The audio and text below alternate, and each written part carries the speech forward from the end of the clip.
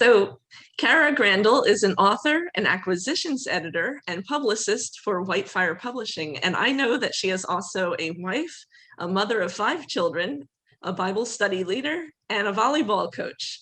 So now the big question is, how do you find time to work on your own writing projects? Well, yeah, I am. There's a few things in there. Tricia Goyer had a book. I can't remember the name of it, but Tricia Goyer has a couple nonfiction books inside of her fiction land. And she said, she's a super busy mom, and she says 15-minute counts. You can get 15-minute chunks and make them add up. And so that was super helpful when I heard it. Was very freeing because you feel like you got to just get all this stuff done and you need a big amount of time to do it. But 15 minutes adds up. And I think one of my tricks was that I would leave myself like a little note, like a 1 sentence or a Post-it note or a card of where I left off and what I was trying to go towards.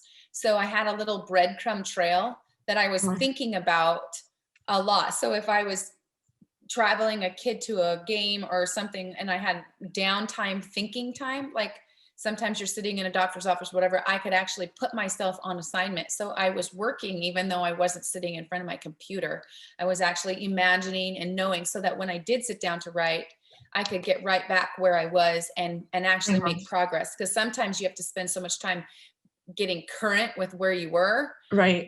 and picking up all the loose strings. And so, so that was a tip for me. But I will say that I don't know very many writers who aren't doing writing on top of a family, on top of full-time job, on top of real life, on top of crazy things like COVID and this and that. Like it's almost always the hobby time of life that you are giving over to it. Like it doesn't come to you. You have to actually go for it, or it won't happen. And it's a juggling act, and time management is a huge topic among writers. We're always trying to find out, how can I write faster? How can I write, find the time, the pieces in between, and writing has a way of sitting on your shoulders. Like it creates a pressure internally. Like when you're wanting to do it and you can't get there because life is pushing you away, there's this angst that almost builds up. Like, I want to get there. I want to get there. I want to get there.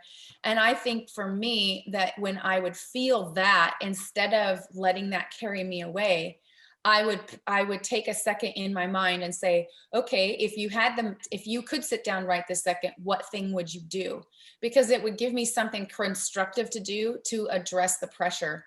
And because I think that pressure is a stress that can actually eat at your health in the long haul and take away and take the fun out of it. And it's supposed to actually be a joy. And honestly, if it's not a joy, it's really hard to create. So you have to protect it too. Like you have to, it can't just grind you and grind you and grind you. It has to, come in. So, I always say you have to set appointments. You have to put it on the calendar and say, this is my appointment. This is my writing time. And if you get asked to go out to lunch, it's like, sorry, I have an appointment.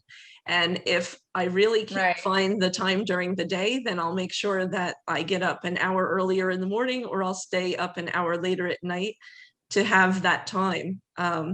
So you've got to take it. You've got to take that time. Yeah. One of the classes I made for a video teaching class one time is how to do a staycation.